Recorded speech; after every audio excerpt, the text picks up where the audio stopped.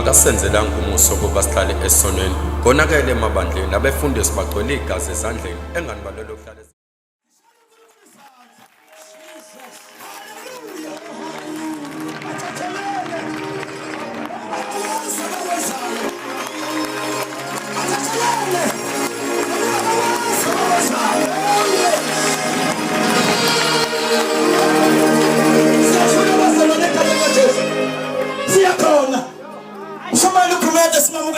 phambili ezothula umyalezo wenkosi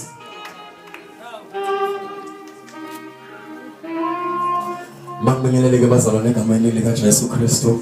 Ngibingelele ubuholi bonke babishop noma bishop, bamongameli noma mongameli, ingcebo zenkosi obaba befundisa oma befundise, obaba bevangeli noma mama bakwabo. Egameni likaJesu. Hallelujah. Oh hallelujah. Hallelujah. Hallelujah. Jesus. Oh hallelujah. Jesus. Oh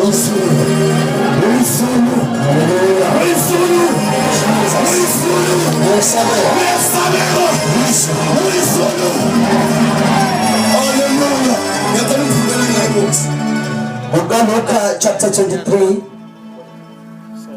verse 43 kufunga kanje wathi kuso ngiqinisile ngithi kuwe namuhla uzakuba nami paradise.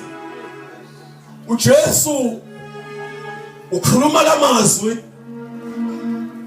uphendula isoni alengana sesiphambanweni sithe uma belenge esiphambanweni uJesu ephakathi izimbili zone ephakathi kwazo esinye saqhubeka nokumbhica ngamagama nangeinhlamba lesinye safikelwa ukuthi no lona akalengi ngenxa yokona kwakhe kodwa ulenga ngenxa yokona kwethu. Jesus. Lithi iBhayibheli lesi sathi lalela weJesu ayikho inhlamba engayiphindisela kuwena Enkosi ngoba wena mawusuka la uye embusweni enkosi ufika oh Jesus. ngoba lokungahlupheka wena emhlabeni kodwa mawufa uye embusweni enkosi wathangkhulumela usalona sentikeni wathangkhulumela uhlupheka wathangkhulumela ungasebenzi ukuthi lalela ungasakhathazeka ngoba uJesu wayefa uye embusweni wena mawufa wena uye embusweni noma ungabi lutho emhlabeni noma ungabi sowozira noma ungahlupheka bakubele phansi bathawi lutho emndenini kodwa wena mawufa uye embusweni wena uye embusweni uye embusweni abaningi ayenzeka ngelento abazange basebayibona kodwa noyambulela ukuthi angihlanganise nalo muntu ngoba mangahlupheka emhlabeni noma ngagqokisa umthele wamehlo kodwa ezulwini yohlala emkhosini uyogqokisa lawo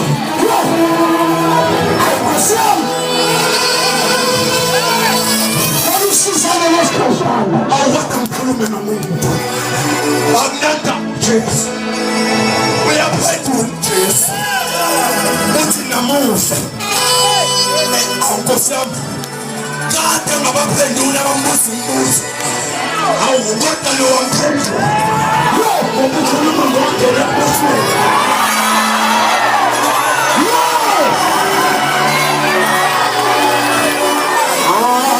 Jesu ngezimbuzo uphinde uJesu Nkosi yami